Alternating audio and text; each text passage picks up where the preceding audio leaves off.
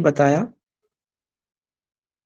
कि गजेंद्र मोक्ष की जो ये कथा है, इसको श्रवण करने से ऋण से भी मुक्ति पाई जा सकती है। जो ऋण होता है उससे भी मुक्ति पाई जा सकती है। इसलिए आप लोग जितने भी लोगों ने ज्वाइन किया है, आप लोग सब बहुत सौभाग्यशाली हैं जो हम ये कथा को श्रवण करेंगे। और मुझे भी ये सौभाग्य प्राप्त हुआ है कि मैं भी इस विषय में बोलूंगा।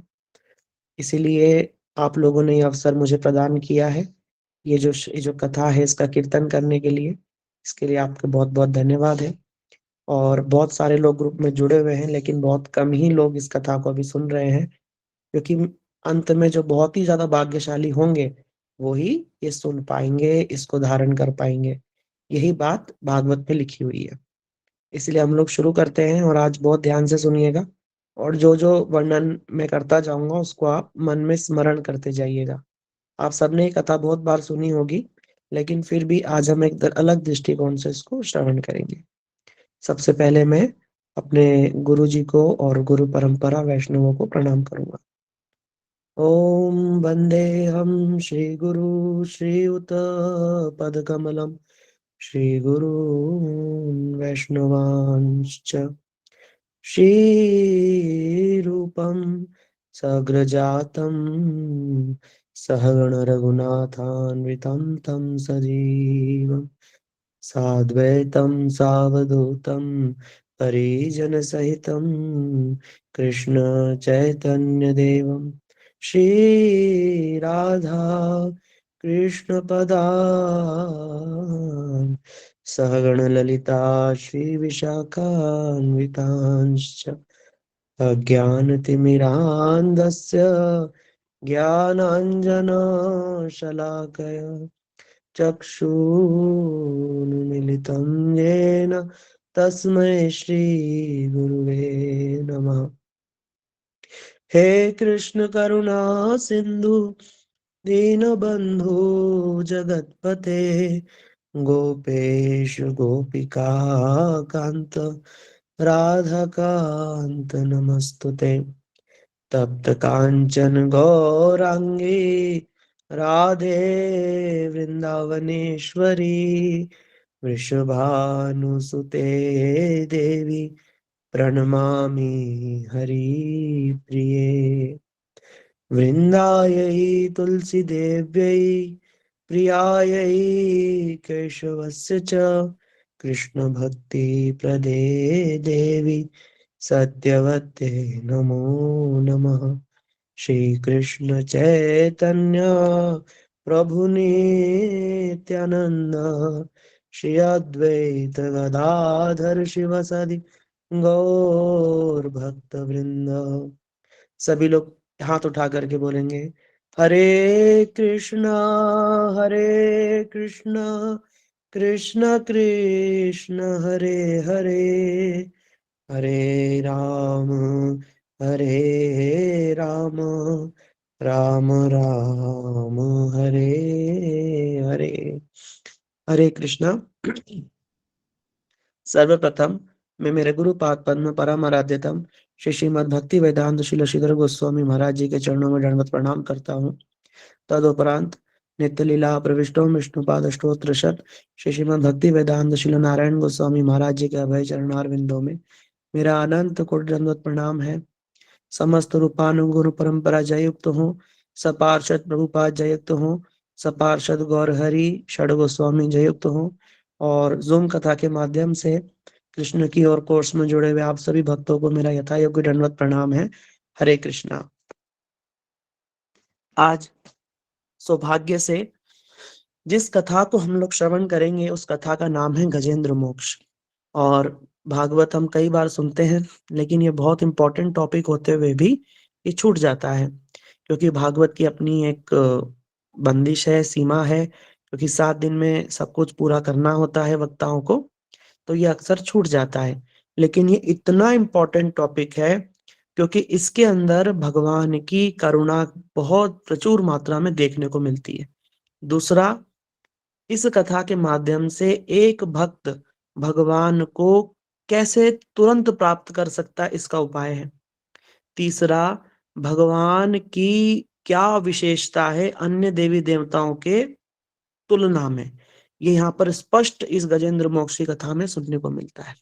और तीसरा और चौथा और आखिरी ये है कि भगवान जो है वो अपने भक्त की रक्षा तो करते ही हैं, भगवान जो है अपने भक्त का उद्धार तो करते ही हैं, लेकिन जो भक्तों के भक्त हैं उनके प्रति भगवान का विशेष प्रेम होता है।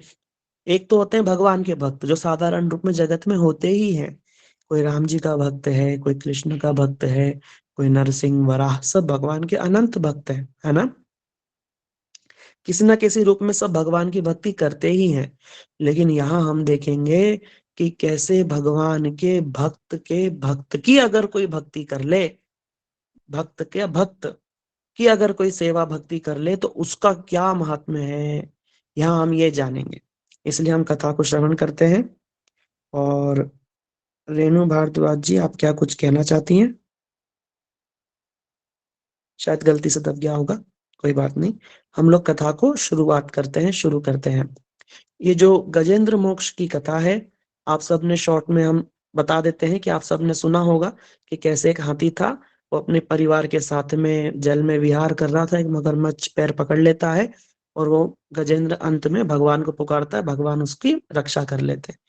ये इतना छोटा और इतना साधारण ये वृत्तांत नहीं है, ये कथा इतनी साधारण, इतनी संक्षिप्त नहीं है। श्रीमद् भागवतम के अष्टम स्कंद में बड़े विस्तृत रूप से इसकी कथा है, बड़ा सुंदर इसका महात्म्य है, और छोटी छोटी बातों में बड़े बड़े रहस्य छुपे हुए हैं।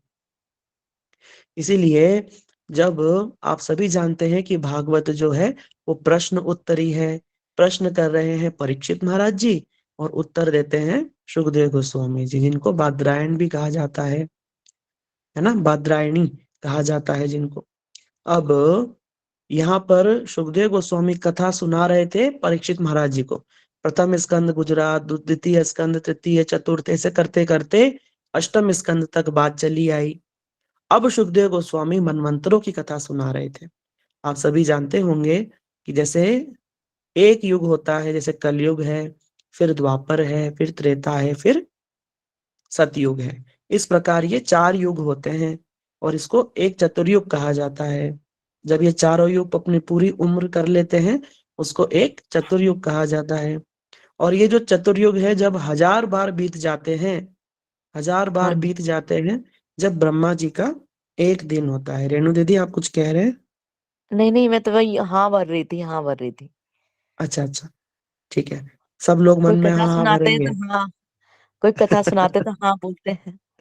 हाँ हाँ हाँ, ठीक है ठीक है। हाँ जी। तो इस प्रकार से ब्रह्मा जी जो है उनकी जब 1000 ये चतुर्युग जब धरती पे बीत जाते, जब ब्रह्मा जी का एक दिन होता है, इसीलिए, और उतनी बड़ी रात, इसलिए ब्रह्मा जी की आयु बहुत बड़ी होती है। ब्रह्मा जी की आयु के अनुसार ही ये मनवंतर, चतुर्युग और इस प्रकार से सब गणना होती है। तो वो सारी ही बातें सुखदेव गोस्वामी परीक्षित महाराज जी को सुना रहे थे। तो अलग अलग मनवंतर में कैसे भगवान ने अलग अलग अवतार लिया, इस प्रकार से जो है हमारे सुखदेव गोस्वामी जी जो हैं वो परीक्षित महाराज जी को सुना रहे थे। आप सभी को मालूम होगा, और हमने भी शुरुआत में बताया था जब कुंती स्तुति सुनी थी, उस समय भी बताया था, इस बार फिर से रिवाइज करा देते हैं कि भागवत के शुरुआत में जो शौनकादिक ऋषि थे, उन्होंने सूत गोस्वामी जी से 5 प्रश्न पूछे थे। उन्हीं के ही उत्तर में 6 प्रश्न पूछे थे, उन्हीं के ही उत्तर में ये पूरी की पूरी भागवत चल रही है। उसी में से एक उन्होंने प्रश्न पूछा था, भगवानों की अवतारों की कथा सुनाइए। भगवान ने जितने भी अवतार अब तक लिए हैं उनकी कथा सुनाइए। अब हमने बताया कि उसी के ही उत्तर में पूरी भागवत थी, ठीक बात है ना। तो अब भागवत जब सुनाते सुनाते परीक्षित महाराज जी ने यहाँ पर प्रश्न कर दिया। यहाँ पर सुखदेव गोस्वामी जी ने भगवान के अवतारों की कथा सुनाते सुनाते एक हरि अवतार का वर्णन किया, हरि अवतार का। जब इस अवतार के विषय में परीक्षित महाराज जी ने सुना तो वहां पर उन्होंने फिर से सुखदेव गोस्वामी जी से प्रश्न कर दिया।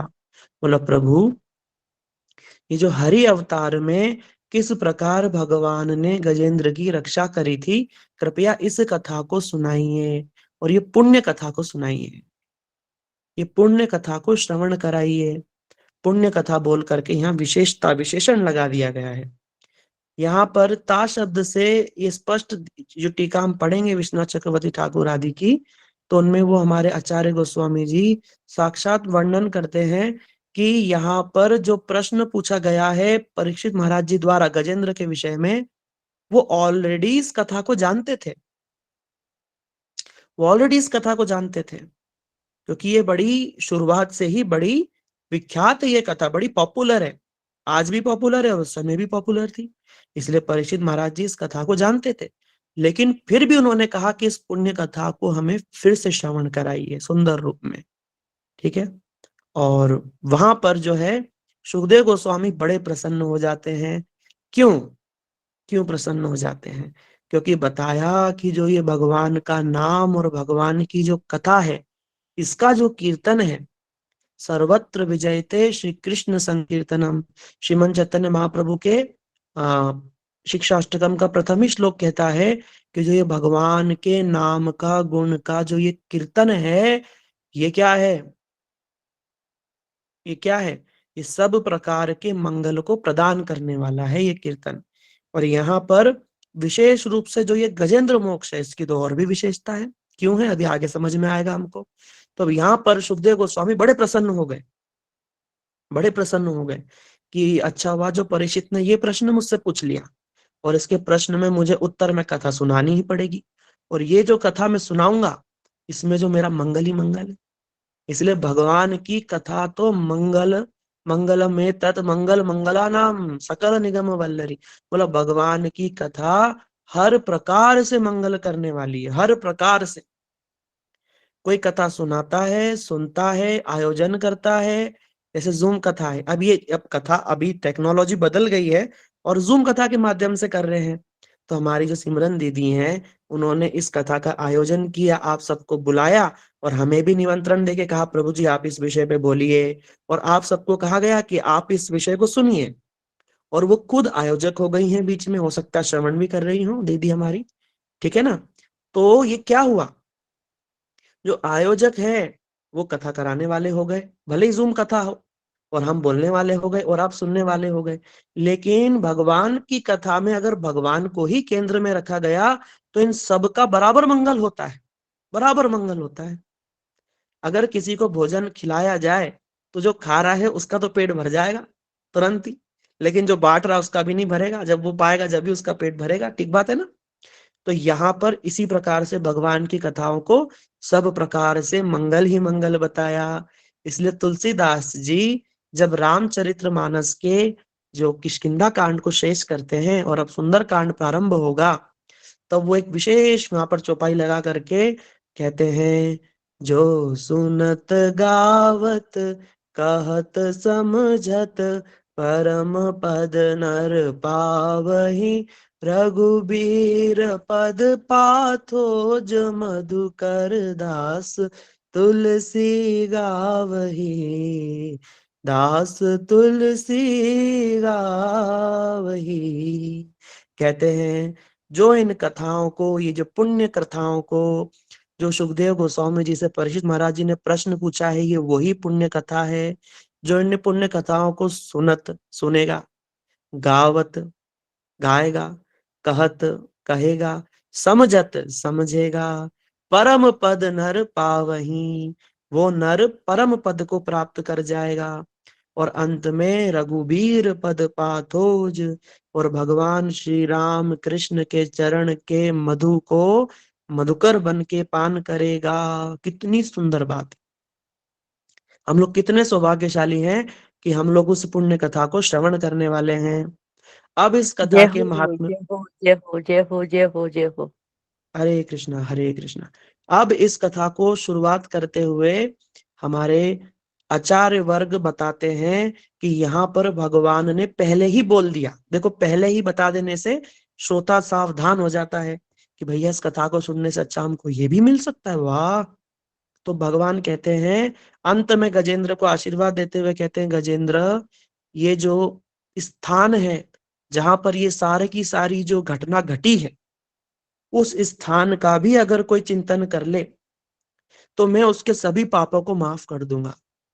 भगवान कहते हैं स्थान छोड़ो, जिस स्थान के बारे में बात हो रही है वहां के गुल्म, वहां की गुफा, वहां का पत्ता पौधा पत्थर का भी अगर कोई मन में स्मरण कर ले तो मैं उसके समस्त पापों का नाश कर दूंगा। ये भगवान ने कहीं भी नहीं कहा है, लेकिन ये स्थान के बारे में भगवान ने विशेष रूप से कहा। इसी चीज को ध्यान में रखते हुए, अब सुखदेव गोस्वामी ये चीज जानते हैं, सुखदेव गोस्वामी जी ने इसी चीज को ध्यान में रखते हुए जब इस कथा को प्रारंभ किया तो उन्होंने विस्तृत रूप में उस स्थान के बारे में बताया है। वो जो साइट है जहां पर ये घटना घटी उसके विषय में बड़े विस्तृत रूप में सुखदेव गोस्वामी ने बताया। क्यों क्यों बताया? क्योंकि बताएंगे तो वो भी ध्यान करेंगे, और वो बताएंगे तो जो सुनने वाले हैं, जो भविष्य में सुनेंगे इस कथा को, वो भी कुछ ना कुछ उसके विषय में सुनेंगे और मन में कुछ ना कुछ ध्यान करेंगे, तो भगवान उनके समस्त पापों को नाश कर देंगे और उनका हृदय शुद्ध होगा, तो भगवान की जल्दी जल्दी अनुभूति हो जाएगी। देखो वैष्णव आचार्य कितने दयालु होते हैं, इस ही बात को ध्यान में रख के परीक्षित जी जो इस कथा को ऑलरेडी जानते हैं, जिनके पास में अभी समय भी नहीं है, केवल 7 दिन है, उसमें से भी अभी 3-4 दिन गुजर चुके हैं, 3 दिन गुजर चुके हैं, लेकिन वो इस कथा को सुन रहे हैं सिर्फ और सिर्फ हमारे जैसे बद्ध जीवों के लिए, ताकि भविष्य में हमारे लोगों के वो काम आ जाए।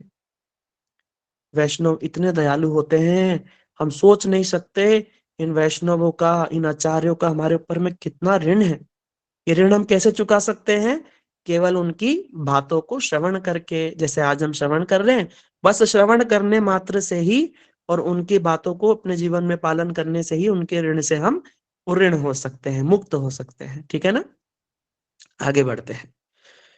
तो वहां पर सुखदेव गोस्वामी जब इन्होंने प्रश्न पूछा तब वो वर्णन करते हैं, आप लोग सब भी मन ही मन उस स्थान पर जाएंगे। आज हम सभी मन ही मन उस स्थान पर जाएंगे जहां पर ये पूरी की पूरी घटना घटी थी। ठीक है ना? आप लोग सभी मन ही मन चलेंगे। मैं आप सबसे प्रार्थना करता हूँ हम लोग जरूर उस स्थान पर जाएंगे मन से, क्योंकि शरीर से कोई भी इंसान वहां नहीं जा सकता है जहां ये घटना घटी थी। केवल मन से हम जा सकते हैं, और वो भी कैसे? कानों से श्रवण करते हुए। ठीक है ना? इसलिए हम लोग सब साथ में अपने गुरु वर्गों के पीछे पीछे हम लोग उस स्थान की ओर आगे बढ़ते हैं। तो ये जो स्थान है जिसके बारे में ये जो घटना घटी थी, ये त्रिकूट पर्वत, जो क्षीर सागर के मध्य में एक बहुत बड़ा पर्वत है, बहुत बड़ा वन है। और हम लोग सभी जानते हैं कि क्षीर सागर में भगवान नारायण रहते हैं, ये उसी स्थान की बात है। उसी क्षीर सागर के भगवान तो कहाँ रहते हैं वो तो अंदाजा लगाना असंभव है, लेकिन ये जो कथा है ये बताती है कि उस ही क्षीर सागर के अंदर एक बहुत बड़ा टापू है जिसमें बहुत बड़ा वन है, उसमें एक त्रिकुटा नाम का बहुत बड़ा पर्वत है। वो इतना बड़ा पर्वत है, उसकी जो हाइट है लगभग 80,000 माइल बताई। 80,000 माइल उसकी हाइट, पता नहीं कितने हजार किलोमीटर उसकी हाइट है। ठीक है ना? और हमारे भारत में सबसे ऊंची जो माउंट एवरेस्ट है, उसकी हाइट आज 8,000 किलोमीटर है, और इसकी बताई 80,000। सोचो कितनी ऊंची हाइट होगी, हम इस बारे में सोच भी नहीं सकते। ठीक है ना? क्योंकि ये हमारी कल्पना के बाहर है, और जो हमारी कल्पना के बाहर हो जाता है, हमने आंखों से नहीं देखा होता, तो विज्ञान कहता है कि ये हो ही नहीं सकता। पर ऐसा संभव नहीं है, क्योंकि शास्त्र में जो लिखा है वो परम सत्य है, हम वहां नहीं जा सकते। लेकिन अब वहां बताएंगे कि वो जो स्थान है वहां कौन लोग रहते हैं। तो बताया ये जो 10,000 किलोमीटर, 10,000 माइल ऊंचा है और उतना ही चौड़ा है, और उसके 3 शिखर हैं, इसलिए उसको त्रिकूट पर्वत, 3 कूट, 3 मतलब उसके शिखर हैं, इसलिए उसको त्रिकूट पर्वत कहा गया। उसका एक शिखर सोने का है, एक चांदी का है और एक लोहे का है, जो कि लाल कलर का है। और क्षीर सागर के मध्य में ये बड़ा विशाल पर्वत है, और उसके जो ये तीनों कूट हैं, जो ये शिखर हैं, ये पानी में जब पड़ती है परछाई, तो जहां सोने की परछाई पड़ती तो सारा समुद्र सोना सोना दिखता है, और जहां पर चांदी की पड़ती तो सफेद सफेद दिखता है, जहां लोहे की पड़ती है तो लाल लाल दिखता है।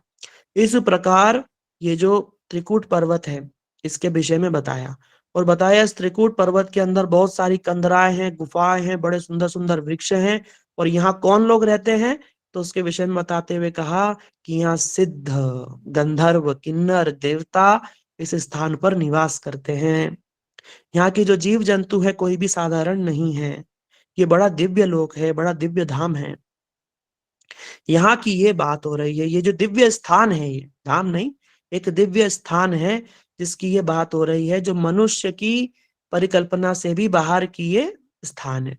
इसलिए हम इस स्थान पर, वहां सबका वर्णन है मनुष्यों को छोड़ करके मनुष्य की कहीं भी कोई बकत नहीं। अब मनुष्य जो है यहाँ पर छोटी मोटी बिल्डिंग, सड़क, रोड बना करके अपने आप को बड़ा विद्वान, वैज्ञानिक और बड़ा बड़ा विज्ञान, बड़ा अपने आप को विद्वान समझता है। सोचता है कि हमारी बुद्धि का इतना विकास हो चुका है कि बस अब कुछ, सारी दुनिया हमसे पीछे है। लेकिन अब इस दुनिया के अंदर में भी अगर किसी ने कुतुब मीनार बनाई है, तो कुतुब मीनार के बाजू में ही देखोगे तो उससे बड़े बड़े पर्वत है, वो किसने बनाए हैं? ये माउंट एवरेस्ट, हिमालय किसने बनाया है? भगवान की सत्ता के सामने ये जो जीव है ये बड़ा ही तुच्छ है, इसकी कोई भी वैल्यू नहीं है। पर वो अपने आप को अहंकार करके बड़ा माना बैठा है। अहंकार के कारण, अज्ञान के कारण तो इस संसार में फंसा है, और वहां और भी जा अज्ञानता और अहंकार का प्रदर्शन करता है। लेकिन ये जो कथाएं हैं, ये धीरे धीरे हमको वहां से निकाल देती है। अब हम आगे श्रवण करते हैं। तो इस ही स्थान पर, अभी हमने सुना है कि इस स्थान के बारे में अगर हम मन से सोचेंगे तो भगवान हमारे सारे पापों को नाश करेंगे। वहां बड़े सुंदर सुंदर गुल्म हैं, बड़े सुंदर सुंदर लताएं हैं, बड़े सुंदर पुष्प हैं, सुंदर सरोवर है बहुत बड़ा, उसके अंदर पूरा कमल के पुष्प खिले हुए हैं चारों ओर। और वहां बड़े सुंदर हाथियों का भी झुंड एक रहता है। उस ही हाथियों के झुंड का एक राजा है जिसका नाम है गजेंद्र। हाथी वहां है, सब प्रकार के पशु वहां हैं, देवता गंधर्व सब हैं, बस मनुष्य ही नहीं है वहां पे। ये आश्चर्य की बात है। और सिद्ध लोग भी वहां पर रहते हैं, ठीक है ना, जो सिद्ध हो चुके हैं अपनी योग साधना में। और देवी देवता भी वहां निवास करते हैं। इस प्रकार का वो स्थान है। अब वहां पर जो ये गजेंद्र है, ये बड़ा ही दूर से वन में भ्रमण करते करते, वन की शोभा को देखते देखते भ्रमण कर रहे हैं। लेकिन दिन की गर्मी में परेशान, थोड़ी सी गर्मी से परेशान हो गए। और हाथी का एक स्वभाव होता है, जब वो गर्मी से थोड़ा परेशान हो जाता है, हताश हो जाता है, तब वो पानी को ढूंढता है, पानी के सरोवर को, और तुरंत जाके पानी में लोटपोट खाना चाहता है। ये हाथी का स्वभाव है। ये तो हमारी धरती पे भी हम देख सकते हैं, है ना। अब वो जो हाथी है, अब वो पानी की खोज में सूंड उठा करके, और बड़ा विशाल हाथी है, साधारण हाथी नहीं है, वो दिव्य स्थान है, वहां के हाथी बड़े विशाल है। और सूंड उठा करके और इधर उधर सूंघ रहा है पानी को। हाथी में एक एक जो ग्राहण शक्ति होती है, जो सूंघने की शक्ति होती है, वो बड़ी प्रबल होती है। हाथी सूंड से ही सूंघ लेता है। और वो सूंड उठा करके दूर से सूंघ रहा है, उसको कमल के पुष्पों की सुगंध आ जाती है। मतलब कमल है तो तालाब होगा ही होगा। और उस दिशा में अपने पूरे परिवार समूह को लेकर के आगे बढ़ता है। बढ़ते बढ़ते दूर उसको सरोवर दिख जाता है। जंप मार जाते हैं सब पानी में, और खूब नहाना, एक दूसरे के ऊपर पानी डालना, और खूब वहां पर विहार करने वो हाथी लगता है। बड़ा मदमस्त रहता है। और ये जो हाथी होता है ना, हाथी के जो जो नाक होती है, इसके इधर ऊपर की साइड से एक मद टपकता है, मद वहां से झरता है, जिसमें बड़ी सुगंध होती है, बड़ी सुगंध होती है। लोग इसको इकट्ठा भी करते हैं, इसको गजमुक्ता भी कहा जाता है। और इसको जैसे बोलते हैं ना, हाथी मदमस्त है। मदमस्त मतलब क्या होता है? उसके मद निकलता है, उसके खुद के शरीर से ही प्रकट होता है, और वो खुद ही उसकी सुगंध में पागल रहता है। जैसे अ, आप सबने कस्तूरी सुना होगा। कस्तूरी क्या होता है? हिरण की नाभि के अंदर से खुशबू आती है। और वो कस्तूरी जो नाम का हिरण है, वो अपनी ही नाभि की जो सुगंध है, भगवान को भी ये सुगंध बड़ी बड़ी प्रिय है। इसलिए हम सुनते हैं ना, कस्तूरी तिलकम ललाट पटले वक्षस्थलम कौस्तुभम, भगवान की स्तुति है। नारायण उससे बताया कि कस्तूरी तिलकम, तो जो कस्तूरी की खुशबू उसको आती है, लेकिन उसको मालूम नहीं कहाँ से आती है। और वो सारे जंगल में हिरण भागता घूमता है, लेकिन उसकी नाभि से ही खुशबू आ रही रहती है। एक गजमुक्ता होता है, जो गोमुक्ता, जो गाय के खुर के अंदर अगर स्वाति नक्षत्र का जल पड़ता है तो गोमुक्ता बनता है, मोती माणिक जैसा बन जाता है। स्वाति नक्षत्र में सीप बनता है पानी के अंदर, है ना। इसी प्रकार से ये जो कई, जैसे हम सुन रहे थे कि ये जो बड़ी अद्भुत चीजें कहीं कहीं उत्पन्न होती है, तो वही हाथी के मदमस्त मद टपकता था, और बड़ा ही उसमें वो मस्त रहता था। वो हाथी साधारण हाथी नहीं था। अब हम सुनेंगे साधारण क्यों नहीं था, आगे श्रवण करेंगे। करते करते वो कोलाहल करने लगे, और पानी में बड़ी क्रीड़ाएं करने लगे हाथियों का झुंड। यहाँ पर एक और विशेष बात इस प्रसंग में आती है। देखो, हम पूरी पूरी कथा तो हम श्रवण नहीं कर पाएंगे क्योंकि बड़ी विस्तृत है, बहुत बड़ा चैप्टर है, हमारे पास टाइम बहुत कम है, हम लोग कलयुग के जीव हैं, इसलिए शॉर्ट में ही सुनेंगे। लेकिन यहाँ एक विशेष बात है, वेद का जो प्रथम ही मंत्र वो कहता है, पूर्णमदः पूर्णमिदं पूर्णाद पूर्णमुदच्यते पूर्णस्य पूर्णमादाय पूर्णमेवावशिष्यते। पूर्ण से पूर्ण निकला और पूर्ण ही रह गया। भगवान पूर्ण है। अगर पूर्ण सृष्टि का अगर वो संरचना करेंगे तो फिर जीरो रह जाना चाहिए। जैसे आपके पास में एक है और एक में से एक निकाल दिया या दो में से दो निकाल दिया तो कितना बचता है? जीरो बचता है, शून्य बचता है। लेकिन भगवान में ऐसा नहीं है। भगवान में से पूर्ण निकलता है और पूर्ण ही रह जाता है। ये वेद का ये मंत्र है, बड़ा देखो दिव्य मंत्र है।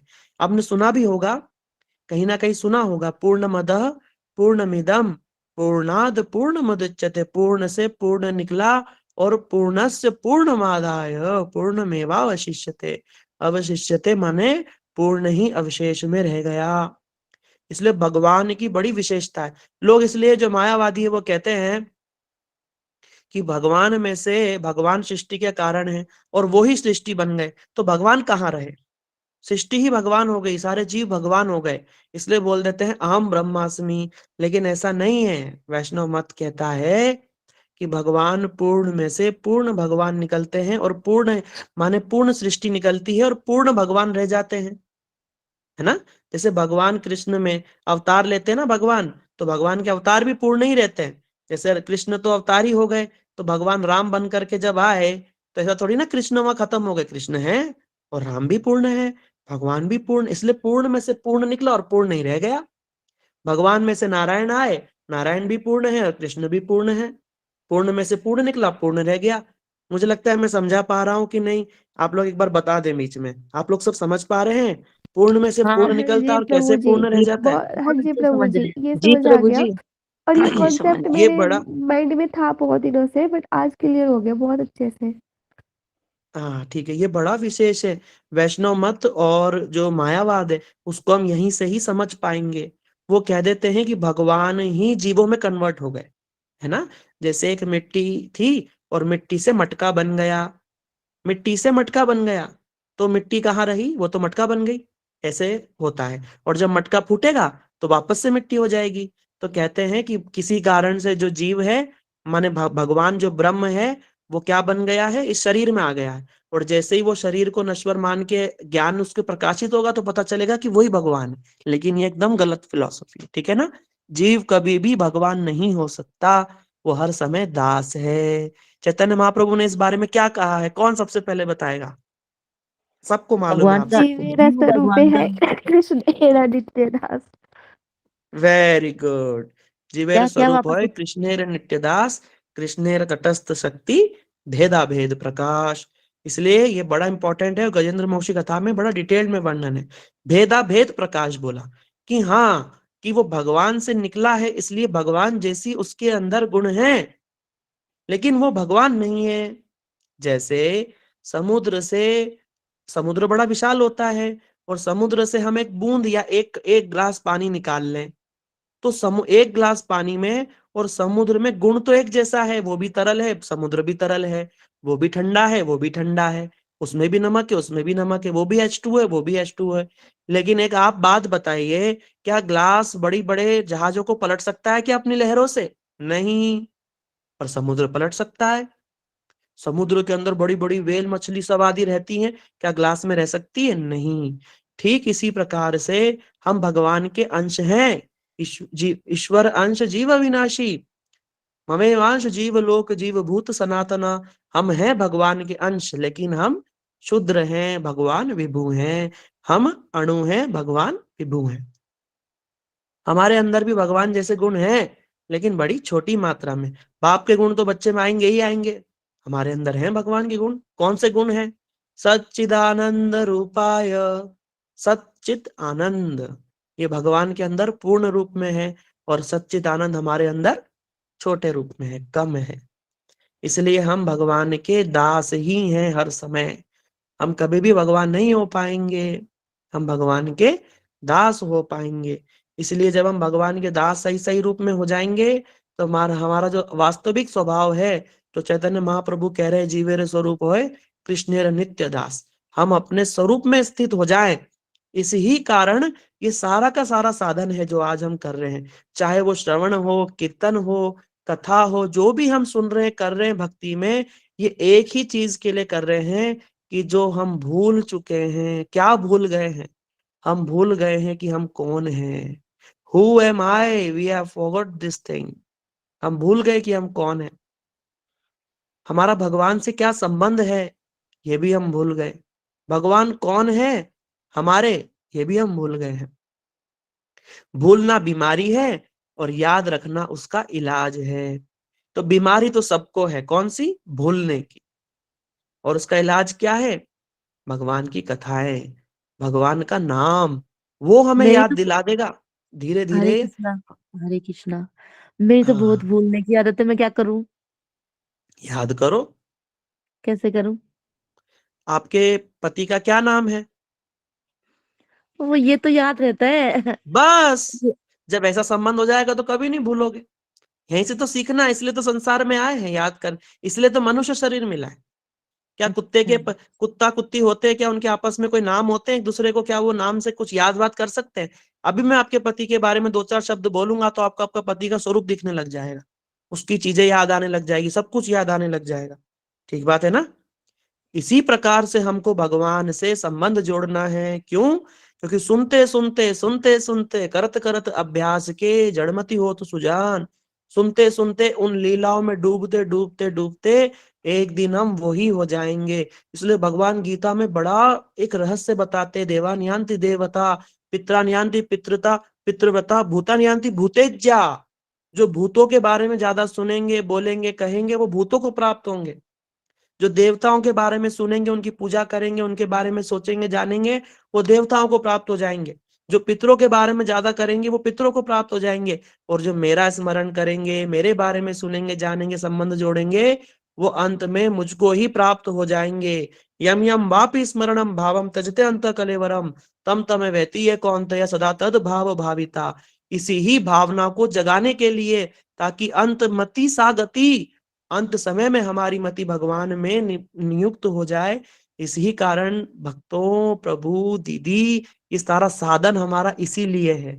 आज इसीलिए हम ये कथा बोल रहे हैं और आप सब सुन रहे हैं और इसको ऑर्गेनाइज करने वाले ऑर्गेनाइज कर रहे हैं।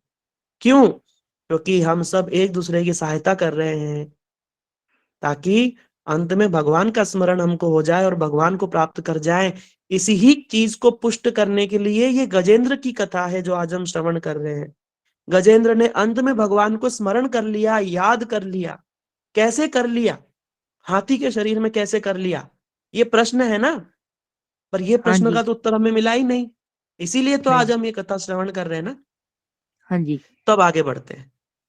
अब वो जो हाथी था, अभी हम इसका पूरा बेस तैयार कर दिया है कि कैसे भगवान सृष्टि बनाते भी हैं और सृष्टि, क्योंकि मायावाद की जो लोग हैं वो कहते हैं कि भगवान खुद ही सृष्टि बन जाते हैं। लेकिन वैष्णव सिद्धांत कहता है कि भगवान खुद नहीं, भगवान अपनी शक्ति से ये सारे कार्य कराते हैं।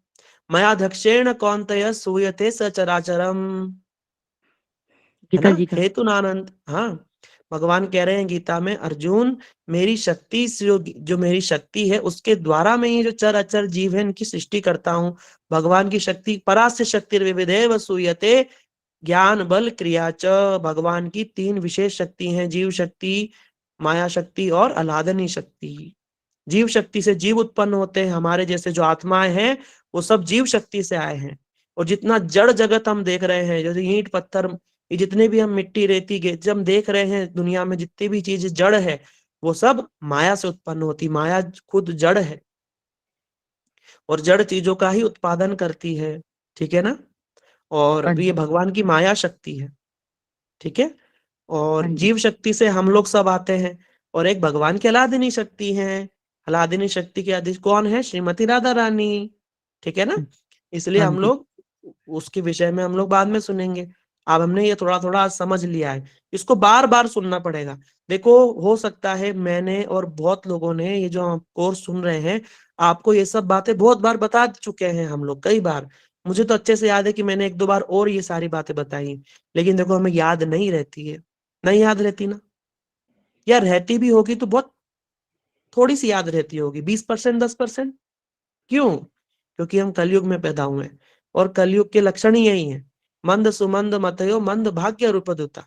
हमारी बुद्धि बड़ी बड़ी कमजोर है। 2-3 दिन पहले क्या खाया याद नहीं रहता, कभी कभी तो सुबह का ही याद नहीं रहता, ये सोचते रहते अरे सुबह क्या खाया था। और कभी कभी तो ऐसा भी हो जाता है कि खाया था कि नहीं खाया था वो भी भूल जाते हैं कि अभी खाया है खाना कि नहीं खाया है। इसलिए हमारा बड़ा ऐसा ही हाल है, सबका ही है। और ये बात हमको तो अभी पता चल रही होगी जब जन्म लिया, लेकिन वो शौनकादिक ऋषियों को तो पहले ही पता चल गया कलयुग आने के। तो इसीलिए उन्होंने प्रश्न कर दिया, किससे? सूत गोस्वामी से, कि अब कलयुग आ रहा है, जीव इतना, अभी दीदी ने पूछा ना कि मेरे तो भूल जाती हूँ, तो वो उन्होंने हाँ पहले जी। ही प्रश्न किया आपके लिए, शौनकादिक ऋषियों ने, कि सूत गोस्वामी जी, कलयुग आ रहा है, कलयुग में जीव को सुबह क्या खाया ये याद नहीं रहेगा। ऐसी स्थिति में ये वेद के मंत्र आदि इतना कठिन साधन वो कैसे करेंगे? आप एकदम सरल सरल बताओ क्या करें।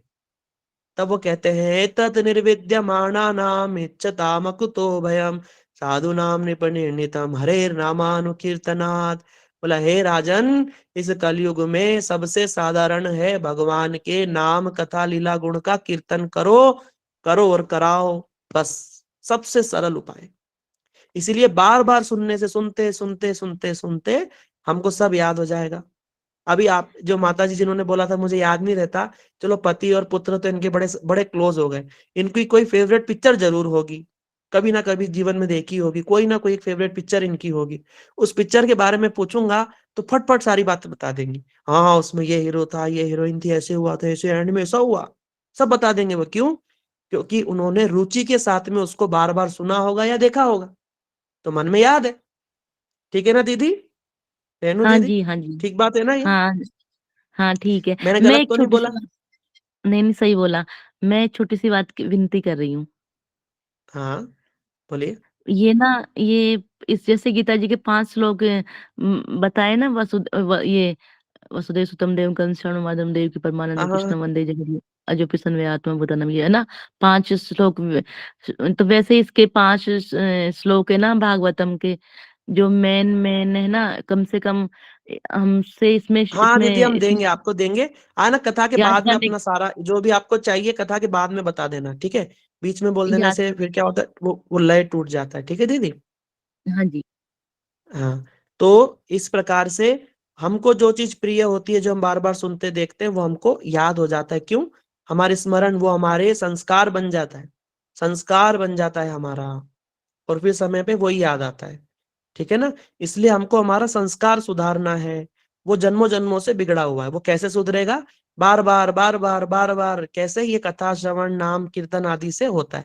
इसलिए चैतन्य महाप्रभु ने शिष्टाष्टकम के पहले श्लोक में कहा, चेतो दर्पण मार्जनम महादावाग्नि निर्वापणम श्रेय कैरव चंद्रिका वितरणम विद्यावधु जीवनम। चेतो दर्पण मार्जनम, चित्त रूपी दर्पण का मार्जन करना माने सफाई करनी है, झाड़ू से, झाड़ू से पोछा से सब साफ करना है, जन्मों जन्मों की मैल जमी हुई है, अच्छे अच्छे संस्कार वहां जमाने हैं, सफाई करनी गंदगी की। तब क्या होगा? धीरे धीरे वहां अनुभूति होगी। और वो झाड़ू कैसे लगेगी? ये भगवान के नाम संकीर्तन साधु संग से सब होगा। ठीक है ना? तो इस प्रकार से अब हम श्रवण करते हैं। अब आगे बढ़ते बढ़ते अब गजेंद्र जो है वो पानी में स्नान करने लगा, नहाने लगा, और नहाते नहाते अपने जो स्त्रियां थी उनके ऊपर बड़ा जल विहार करने लगा। राजा था ना, बड़ा ताकतवर था हाथी। ऐसे करते करते जब बहुत देर हो गई और जो तालाब का पानी मटमेला हो गया, तो उसके अंदर एक मगरमच्छ रहता था, मगरमच्छ रहता था उसके अंदर। और मगरमच्छ ने क्या करा, क्रोध में आकर के कि अरे भैया, अपना पानी पियो, अपना थोड़ा बहुत करो और जाओ, ये इतना ज्यादा क्यों कर रहे हैं? पूरा पानी मटमेला कर दिया। उसने क्रोध में आकर के उस गजेंद्र का पैर पकड़ लिया। बहुत लोग थे वहां पर किसी का पैर नहीं पकड़ा, सिर्फ गजेंद्र का ही पकड़ लिया। अब ये मगरमच्छ कौन है और वो हाथी जो गजेंद्र है वो कौन है, इनकी पूर्व जन्म की कथा भी आएगी। लेकिन अभी क्या हो रहा है, उसका पैर पकड़ लिया तो हाथी जो था ना वो इतना ताकतवर था कि उसके भय से शेर भी कांपते थे। तो उसने सोचा कि अरे कोई मगरमच्छ है, इसने मेरा पैर पकड़ लिया, अभी मच्छर की तरह इसको कुचल दूंगा और 2 मिनट में छुड़ जाऊंगा। उसने एक झटका मारा और मगरमच्छ को थोड़ा सा पानी के बाहर ले गया। और जैसे ही देखा मगरमच्छ है तो बाकी सारे जो हाथी थे वो डर के मारे सब तालाब से बाहर चले गए। ठीक है, बाहर जाकर के वो हाथी इसकी गजेंद्र की मदद करने लगे निकलने में। लेकिन गजेंद्र सोच रहा है कि मैं इतना ताकतवर हूं, मेरे लिए ये छोटा सा मगरमच्छ क्या कर लेगा। इसलिए उसने अपनी ताकत लगाई और धीरे धीरे बाहर गया, थोड़ा मगरमच्छ बाहर भी आ गया। लेकिन अचानक से मगरमच्छ की ताकत पता नहीं कैसे बढ़ी और उसने गजेंद्र को पानी में खींचना शुरू कर दिया। पानी में खींचते खींचते और दोनों के बीच में भयंकर युद्ध होने लगा, मगरमच्छ और गजेंद्र के बीच में बड़ा भयंकर युद्ध होने लगा। और युद्ध ऐसा कि सारे पानी के अंदर जितने कमल के पुष्प, भले बताया था ना कमल की पुष्पों की खुशबू से ही वो वहां पर आया था, सारे कमल के पुष्प इधर उधर सब टूट टाट गए। और गजेंद्र, इसकी फाइट चली, पता नहीं कितने साल उसकी फाइट चली। और उसमें लिखा है, वर्णन है, और कहते हैं कि वो जो हाथियों का झुंड था उसने उसको बचाने की बहुत कोशिश करी, बहुत, लेकिन कोई नहीं बचा पाया। और जो गजेंद्र था, वो जो गजेंद्र के जैसे दूसरे जो हाथी थे उन्होंने बचाया, लेकिन कोई नहीं बचा पाता। थोड़ी देर कोशिश करते, फिर जंगल में खाने चले जाते, उनको भूख लग जाती और खा पी करके फिर आके मदद करते। और ये बेचारा पानी में लड़ रहा है, भूखा प्यासा, है ना। और वो हथनी है, और वो जब हाथी ही नहीं बचा पाए उसके जैसे, तो हथनी क्या बचाएगी। गजेंद्र सब ये बात मन मन में सोच रहा है। देखो, सबके जीवन में ये सिचुएशन आएगी, आनी ही है। क्यों, हम हैं वो हाथी के रूप में, और वो जो मगरमच्छ है वो क्या है, वो है काल। काल हमको धीरे धीरे मृत्यु की ओर खींच ही रहा है, चाहे हमको पता हो चाहे ना पता हो। और हम लोग सब मृत्यु से बचना चाहते हैं, अपने आप को बचाना चाहते हैं, हम बाहर निकलना चाह रहे हैं और वो खींच रहा है। क्या ये युद्ध हमारे जीवन में चल रहा है कि नहीं, क्या हम आसपास इस युद्ध को देख रहे हैं कि नहीं। जो लोग बूढ़े हैं वो लोग जवान होने की कोशिश कर रहे हैं कि नहीं, एक्सरसाइज कर रहे हैं, योगा कर रहे हैं, दवाई खा रहे हैं, मॉर्निंग वॉक, क्यों, ताकि हम मर ना जाएं। शरीर बूढ़ा, झुर्री पड़ रही तो उसको मेकअप से छुपा रहे, क्यों, हम मरना नहीं चाहते, बूढ़ा दिखना नहीं चाहते, ये काल को परास्त करना चाहते हैं। ये युद्ध जब भी था और आज भी है, इसलिए गजेंद्र का ये जो कथा है वो नित्य है, हम सबके जीवन में आज भी चल रही है। आप लोग सब मन ही मन में सोच रहे होंगे, हाँ चल रही है, चल रही। इसको हम प्रैक्टिकली समझ रहे हैं, ठीक है ना। कथा क्यों है, क्योंकि वो हमारे जीवन से जुड़ी हुई है। हमारे शास्त्रों में जो भी बात लिखी है ना, बिना बात के नहीं लिखी है, उसमें बड़े गहरे कारण है जो हमसे सीधा सीधा जुड़े हुए हैं। अभी हम जोड़ रहे हैं धीरे धीरे कथा से। ये द्वंद हमारे अंदर भी चल रहा है, मृत्यु खींच रही है और हम बचना चाह रहे हैं, और एक दिन मृत्यु खींच ही लेगी, कोई दो राय नहीं है, सबको खींच लिया। क्या इस दुनिया में कोई है जो मृत्यु को परास्त करके बैठा हो, क्या कोई है, 250-300 साल से पुराना कोई जिंदा है। कहीं ना कहीं मृत्यु ने कैसे ना कैसे करके तो उनको मार ही दिया है, इसलिए मृत्यु से कोई नहीं बच सकता है। ये काल है, हम काल के अधीन है। अरे हम क्या, देवी देवता तक क्षीण पुण्य मृत्यु लोक विशंति ते त्वम भुक्त्वा स्वर्गलोक विशालम क्षीण पुण्य मृत्यु लोक विशंति ते त्वयि अनुप्रपन्ना, है ना, ते त्वाम अनुप्रपन्ना क्षीण पुण्य मृत्यु लोक विशंति। अगर हम अपने पुण्यों से, पुण्य कर्मों से अगर देवी देवताओं स्वर्ग आदि लोकों में चले भी गए, तो वहां पर पुण्य क्षीण होने पर मृत्यु लोक में आना ही पड़ेगा। इसलिए जब जाकर के वापस आना पड़ेगा तो ऐसी चीज के पीछे क्यों भागना, ऐसी चीज के पीछे भागो ना जो परमानेंट हो। जैसे आप लोग, चलो प्रैक्टिकली समझते हैं, कुछ लोग रेंट पे रहते हैं, रेंट पे रहते हैं ना, दिल्ली गए रेंट पे रहते हैं, या कहीं बड़े शहर गए रेंट, गांव से बाहर आए रेंट पे रहते हैं, दिल्ली में तो रहते ही नॉर्मली लोग रेंट पे, है ना। जो लोग रेंट पे रहते हैं वो सोचते हैं, अरे रेंट के घर में बड़ी दिक्कत है, कभी इस घर में रहो, फिर 3-4 महीने मकान मालिक चिक चिक चिक चिक करने लगता है, फिर वाले घर में जाओ, फिर वहां ये समस्या, वहां ठीक ठाक करो तो फिर वहां से छोड़ना पड़ता है, फिर उधर जाओ, ऐसे करते करते हम तो परेशान हो गए, काश अपना खुद का एक परमानेंट घर होता। का सोचते हैं कि नहीं सोचते। जो लोग रहते हैं, हम लोग मान लो किराए पे नहीं भी रहे तब भी हम देखते तो हैं, आपके हो सकता है आपके घर में लोग किराए पे रहते हो, किराए का ही होता है। इसी प्रकार हम लोग सब इन शरीरों में किराएदार हैं, आज इस शरीर में है, इस शरीर को ठीक ठाक जमा रहे हैं, कर रहे हैं क्या, कि हम लोग सोच रहे हैं कि ये परमानेंट है, पर एक दिन खट से खाली करना पड़ेगा।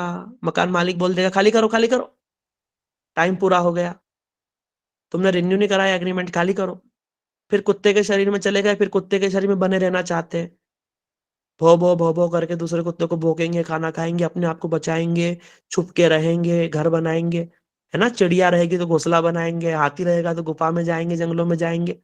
क्यों? क्योंकि हम हर जगह परमानेंट होना चाहते हैं, लेकिन परमानेंट होना तो चाहते हैं पर गलत जगह पे।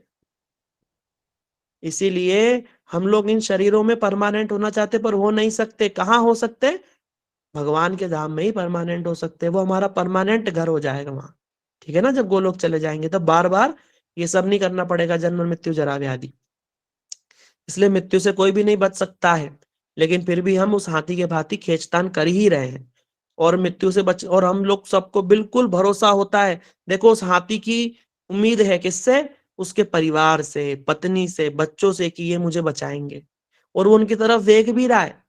इसी प्रकार हम लोगों की भी ये मानना है कि परिवार हमारी रक्षा करेगा, परिवार हमको बचा लेगा, हम पे कोई विपत्ति आएगी तब तो बचाएगा ही बचाएगा।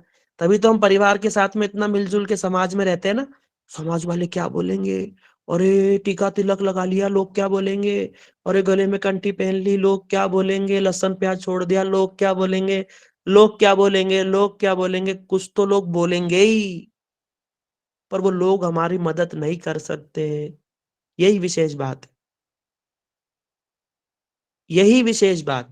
इसी चीज को सुनने समझने के लिए ही गजेंद्र मोक्ष है। अंत में गजेंद्र को समझ में आ गया कि ये परिवार मेरी मदद नहीं कर सकता। वो अकेला हो गया, दुखी हो गया। ये सबके साथ कहीं ना कहीं ये सिचुएशन आनी ही है, आएगी ही। एक समय ऐसा आएगा जब हमारे साथ में कोई भी नहीं होगा, कोई भी नहीं। तब हमें क्या करना है, वो ये कथा हमको सिखाती है। इसलिए कहते हैं ना, गीता ये जो हमको सब जीना सिखाती है, और भागवत हमको मरना सिखाती है। कि हमको मरना किस तरीके से चाहिए कि हमारा दोबारा जन्म ही ना हो। मरना किस प्रकार से चाहिए कि हम सीधा भगवान के धाम को चले जाएं, ये चक्कर से छूट जाएं, ठीक है ना। इसलिए सावधान होकर के आप लोग सब श्रवण करिए। इस हाथी ने भी इन चीजों को कभी श्रवण किया था, तब उसको अंत समय में सब याद आ गया। इसलिए हमें भी अपना संस्कार मजबूत करना होगा। अब वो जो हाथी है, गजेंद्र है, वो समझ में आ गया कि अब मेरा कोई भी सहारा नहीं है, ये पत्नी बच्चे मेरा कुछ नहीं कर सकते, मुझे नहीं बचा सकते। वो दुखी होकर के मन ही मन सोचने लगा कि वास्तव में ये हो क्या रहा था। मैंने अपने आप को हाथी माना, ये पत्नी माना, ये ऐसे करके ये मगरमच्छ मुझे खींच रहा है, इस सिचुएशन में मैं पड़ कैसे गया। अकस्मात उसको अपना पूर्व जन्म याद आ जाता है। उसको अपना पूर्व जन्म में उसने भगवान की किस प्रकार भक्ति करी थी, और कैसे उसने भगवान की भक्ति में एक स्तोत्र की रचना करी थी, एक स्तोत्र को याद किया था, वो सब उसको याद आने लगता है। ये बड़ी दिव्य बुद्धि है। ये बड़े सौभाग्यशाली मनुष्य की ये बुद्धि होती है कि विपत्ति काल में उसको ये सब स्मरण आ जाए। इसलिए बोलते हैं तुलसीदास जी, जन्म जन्म मुनि जतन कराई, अंतराम कहीं आवत नाई, जन्म जन्म मुनि जतन कराई। जन्म जन्म मुनि जतन कराई, जन्मों जन्मों तक भी जतन कर लो, अंत राम कहीं आवत नाई। अंत काल में राम नाम नहीं आता। कैसे आ जाता है? साधन से। सारा जीवन जब उसका प्रयास करेंगे, तब जाकर के कभी भगवान की कृपा से वो याद आएगा। इस हाथी पे भगवान की कृपा हो गई, और इसको अपना सब कुछ स्मरण आ गया कि मैं कैसे पूर्व जन्म में इंद्रद्युम्न नाम का राजा था और बड़ी भगवान की भक्ति करी, लेकिन अगस्त मुनि के श्राप से मैं यह हाथी बन गया हूं। हाथी बन करके और मैं यहाँ पर अब फंस चुका हूं, और कितना मूर्ख हूं कि परिवार की ओर देख रहा हूं। कितना मूर्ख हूं कि मैं परिवार की ओर देख रहा हूं। हरे कृष्णा, आवाज आ रही है आप सबको? मेरा एक कनेक्शन कट जी गया। जी प्रभु जी आ रही है। आ रही है, आ रही है। जी प्रभु जी, आ रही है। ठीक है प्रभु जी। वो हाथी सोच रहा है कि मैं कितना मूर्ख हूं कि मैं मेरे परिवार की ओर देख रहा था। मैं कहाँ भगवान का मैं अंश हूँ, कहाँ भगवान मेरे मालिक स्वरूप है, और मैं किसकी तरफ देख रहा था। मैं कितना मूर्ख था। उसी क्षण हाथी आजू बाजू देखने लगता है, और धीरे धीरे मगरमच्छ उसको खींचता जा रहा है, खींचता जा रहा है, खींचता जा रहा है पानी के अंदर। और अंत में जब वो देखता है कि मेरे पास कोई चारा नहीं, वो उठा करके, हे गोविंद राखो लाज, अब तो जीवन, अब तो प्राण हारे। हरे कृष्णा कृष्णा कृष्णा हरे हरे, हरे राम राम राम हरे हरे हरे। हरे। इस प्रकार गजेंद्र ने भगवान को पुकारा, और एक उसने गजेंद्र ने इतनी सुंदर स्तुति करी, उसको गजेंद्र मोक्ष कहा जाता है। उसमें गजेंद्र ने भगवान का नाम नहीं लिया। उसने क्या बोला? उसने केवल बताया कि मैं उस प्रभु को बुला रहा हूं जो देवी देवता का मालिक है। मैं उस प्रभु का आह्वान करता हूं जो मुक्ति ददाती इति मुकुंद, मुक्ति जो प्रदान करता है, मैं उसको, मैं किसी देवी देवताओं का आह्वान नहीं करता। वो हाथी जब इस विपत्ति में पड़ा था तो सारे देवी देवता उस स्थान पर रहते थे, हमने पहले श्रवण किया है। ब्रह्मा शिव सब सोच रहे हैं, इंद्र, कि बस एक बार ये हमारा नाम पुकारे और इस मगरमच्छ से हम इसको बचा लेंगे। लेकिन उसने किसी देवी देवता का नाम नहीं लिया। ये विशेष बात है गजेंद्र मोक्ष में। उस हाथी ने किसी देवी देवता का नाम नहीं लिया, बल्कि ये बोलने लगा कि ब्रह्मा भी जिसके आश्रय हैं, जिसके आश्रित हैं, मैं उस प्रभु का आह्वान करता हूं। इंद्र जिसकी सत्ता से इंद्र है, मैं उस प्रभु का आह्वान करता हूं। जिसकी सत्ता से शिव जो है विष का पान करके नीलकंठ महादेव बन गए, मैं उस प्रभु का आह्वान करता हूं। जब देवी देवता सोच रहे हैं, भगवान ये तो हमको बिल्कुल ही निग्लेक्ट कर दिया, अब तो पक्का ही मरेगा, अब तो इसके बचने की कोई संभावना नहीं। क्यों? क्योंकि भगवान इतनी जल्दी प्रसन्न नहीं होते। देवी देवता ये बात जानते हैं कि भगवान इतनी जल्दी, क्योंकि ये जिसका बात कर रहा है वो भगवान श्री हरि है, और वो इतनी जल्दी प्रसन्न नहीं होते। इसका मतलब इसका मरना तय हो गया। देवी देवता सोच रहे हैं कि एक बार ये हमारा नाम ले देता। इंद्र सोच रहे कि मैं वज्र से 2 मिनट में इस मगरमच्छ को मार देता, लेकिन उसने नाम ही नहीं लिया। अंत में भगवान को समझ में आ गया कि ये तो मेरे के कोई बुला रहा है। भगवान को हमारे गुरु वर्ग सर बताते हैं कि बस भगवान को 2 ही बार सबसे ज्यादा जल्दी रही अपने भक्त के लिए, 2 बार, एक गजेंद्र के लिए और एक भक्त प्रहलाद के लिए। इतनी जल्दी भगवान को थी कि भगवान गरुड़ के ऊपर में सैडल लगाते ना, सिंहासन, गरुड़ के ऊपर सिंहासन नहीं लगाया, सीधा गरुड़ पे बैठकर उड़ने लगे और सीधा गजेंद्र की ओर बढ़ने लगे। यहां तक कि भगवान को गरुड़ पे भी भरोसा नहीं कि गरुड़ धीरे धीरे उड़ रहा है, क्या मेरा भक्त मर गया तो लोग क्या बोलेंगे, अगर गजेंद्र मर गया तो लोग क्या बोलेंगे। भगवान गरुड़ से कूद कर खुद भागने लगे मन की गति से। लक्ष्मी पूछ रही प्रभु कहां जा रहे, बोला मैं नहीं बता सकता, मेरे पास कोई टाइम नहीं है, मैं जा रहा हूं। और भगवान भागते भागते, और दूर जब गजेंद्र ने देखा कि भगवान श्री हरि आकाश मार्ग से एक प्रकाश चला आ रहा है और भगवान श्री हरि को देखता है, तो गजेंद्र फिर से सूंड उठा करके और पास पड़े एक पुष्प कमल को कमल नयन भगवान की ओर बढ़ाते हुए बोलता है, हे प्रभु, ये जो कमल रूपी मेरा जो समर्पण है, आत्मनिवेदन है, अपने चरणों में स्वीकार करे प्रभु। हे गोविंद, अब मेरी रक्षा करो। अंत में स्तुति में वो भगवान गोविंद का नाम ले देता है। क्यों?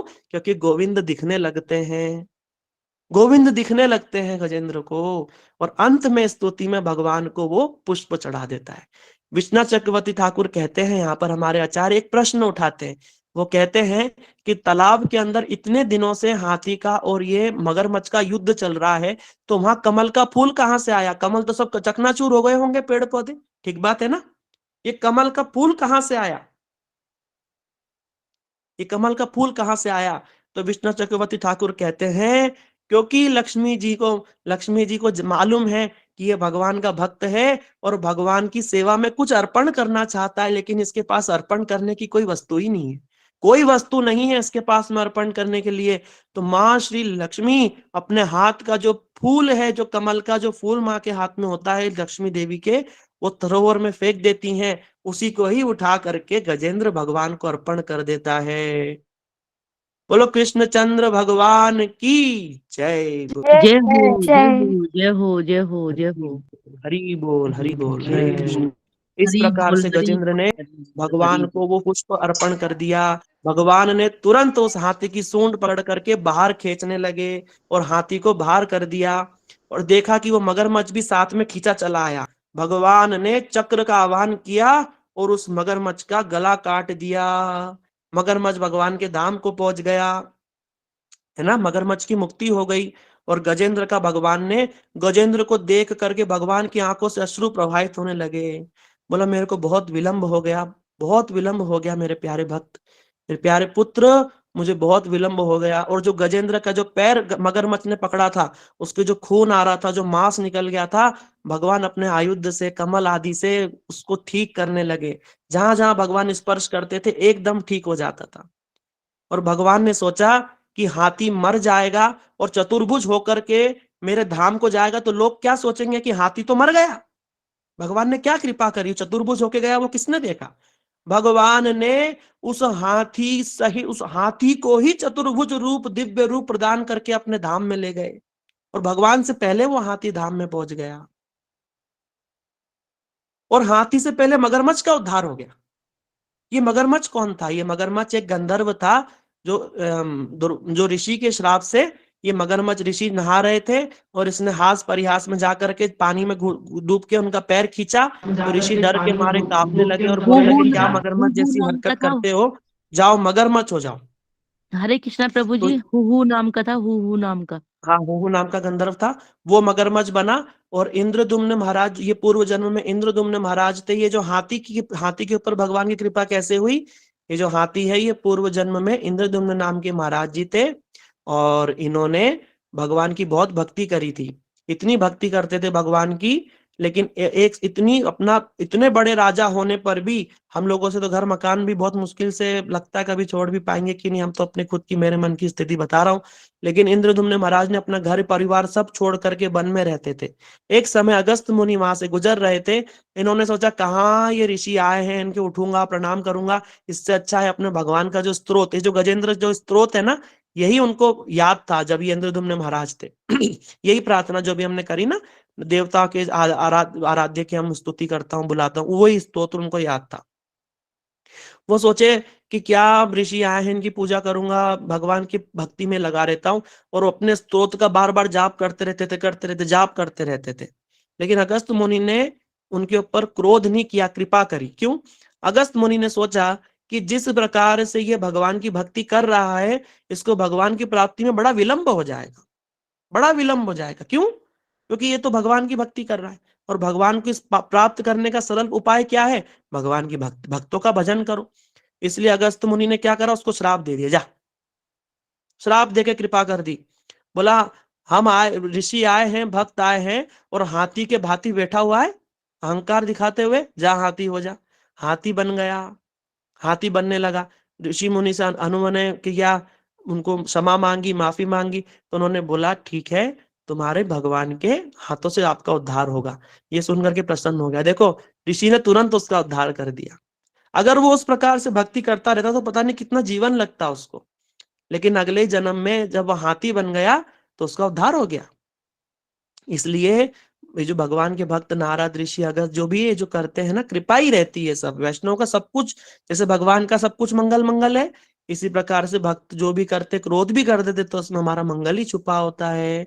इसी प्रकार इंद्रदुम्न महाराज जब हाथी बन गए, उनको पूर्व जन्म का सब कुछ याद आ गया कि वो कैसे स्त्रोत उनको रटा हुआ था, वही स्त्रोत उन्होंने सुना दिया भगवान को। अभी हमको क्या याद आएगा, हमारे कुछ है ही नहीं, इसलिए हम याद करेंगे। अब हम लोग क्या याद करेंगे? हम लोग भगवान की सुंदर सुंदर स्तुतियां याद करेंगे। रट लो, रटते भगवान की रटते भक्ति गाओ, में। रोज रोज गाओ, गाते गाते मन प्रभु में जी, ऐसा संस्कार प्रभु जी, बना दो कि अंत समय में वो ही हमको याद आ जाए।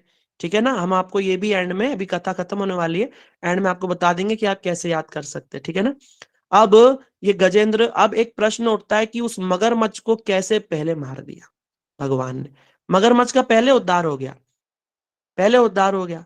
तो कारण बताते हुए कहा कि उस मगरमच्छ ने भगवान के एक भक्त का पैर पकड़ा था, चरण पकड़ लिए थे, तो उसका उद्धार भक्तों से भी पहले हो गया। जय भगवान कह हो। रहे हैं तू तो मेरे पास सीधा पुष्प चढ़ा रहा है, लेकिन ये जो मगरमच्छ है ना, इसने तो तेरे चरण पकड़ रखे हैं। सिद्धिर भवती वा नेति संशय अच्युत सेवी नाम तद भक्तेषु चान्येषु। बोल रहे हैं भगवान की सिद्धि, भगवान की डायरेक्ट अगर कोई सेवा भक्ति कर रहा है, उससे सिद्धि प्राप्त होगी कि नहीं प्राप्त होगी उसमें संशय है। लेकिन जो भगवान के भक्तों के अनुगत्य में सेवा पूजा करता है, उसकी सिद्धि होगी ही होगी, इसमें कोई दो राय नहीं है। इसीलिए गजेंद्र ने, क्योंकि उस मगरमच्छ ने गजेंद्र के पैर पकड़े थे, चरण का आश्रय ले रखा था, भले ही मुंह से पकड़ाओ, लेकिन उसने चरण का आश्रय ले लिया जाने अनजाने, इसलिए भगवान ने उसका उद्धार गजेंद्र से भी पहले कर दिया। निताई गौर प्रेमानंदे, हरि हरि बोल।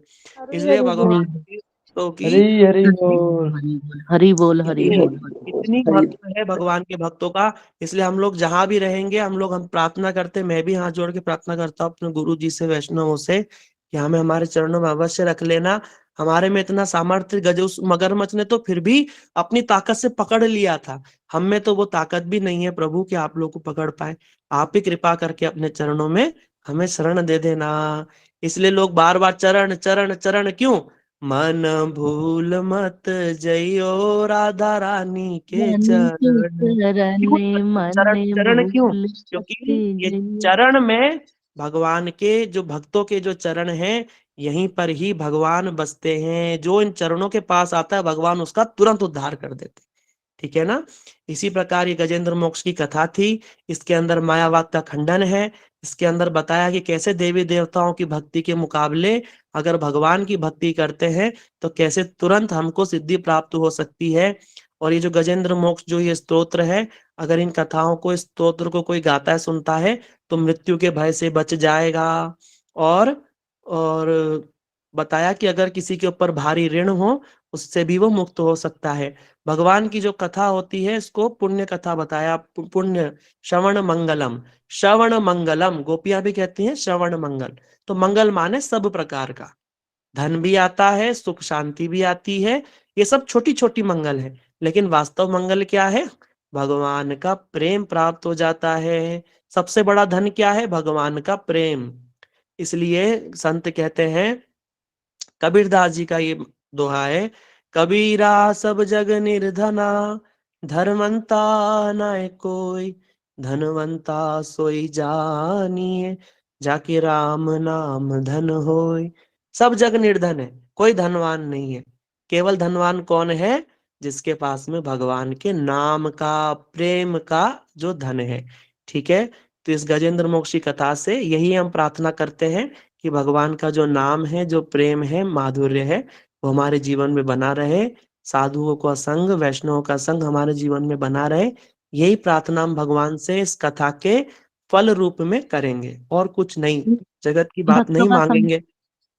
भक्तों का हाँ, संग भी दे दे। जगत की बात मांगेंगे तो जगत में ही रह जाएगी। हाँ जी, हाँ जी। परमानेंट चीज को मांगेंगे, परमानेंट सुना था ना, परमानेंट मांगेंगे। परमानेंट भगवान है, और भगवान का धाम है, और भगवान के भक्त है। हरि बोल, हरि बोल, हरे हरि कृष्णा। बोल, अभी आप सबका हरे कोई कोई कृष्ण। प्रश्न हो तो पूछ सकते हैं। और मैंने कुछ भावनाओं में बोल बह कर ही कुछ ज्यादा बोल दिया हो, तो आप लोग सब मेरे को क्षमा कर देना। मैं आप सबसे चरणों में माफी मांगता हूँ। और ये जो नहीं, कथा नहीं। है बड़ी हाँ, सुंदर है। हाँ। आप लोग सब इसको कोशिश करके भागवत में अपने खुद से भी पढ़ने की कोशिश करना, ठीक है ना। बस हाँ यही जी, हाँ बोल जी। देता हरे हूँ मैं। कृष्णा और प्रभु किसी जी। का कोई हरे प्रश्न हो कृष्णा तो प्रभु पूछ जी। सकते हैं। हरे जी कृष्णा प्रभु जी। दंडवत हमको प्रणाम प्रभु 5 जी।